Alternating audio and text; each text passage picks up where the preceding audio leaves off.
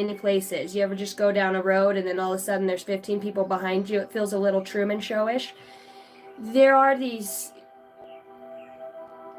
when you're divergent, let's just say that, when you encompass and embody this depth of love for yourself by feeling so alone, right? Picking yourself back up and seeing it over time, if you had a falling out with somebody and time passes and say you both lose people within that time or space, you know, you start to recognize the friendship and the bond you did have, you know, how other things can get in front of the dark and the light, you know. Somebody here is clashing with a version of themselves within another being.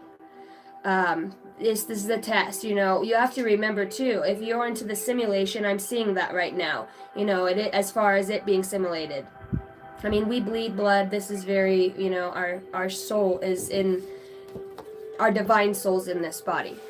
You know, our spirit is what goes out at night when we're astro traveling. We're moving in the spirit.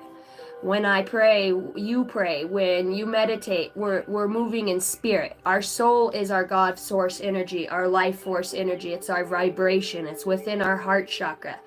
It is us. It is that tether to the Christ, the knowing. It's there for all of us to tap into. Every one of you have, you know, your own sacred attributes. Yeah, I look up and I see Starseed, Brian, and there's a lot of enlightenment that we will be receiving these deep revelations, and it's like, no, that you couldn't, with great power, with great wisdom comes great responsibility, you know, and responsibility to use it when you're guided to use it, to speak to somebody when you're guided to speak from. We're all channels for other people. Sometimes people just need to hear one thing out of our mouth that's divine, you know, and it's already been set up by the divine, whether it's through a dream, for them to be able to interpret it or get the sign.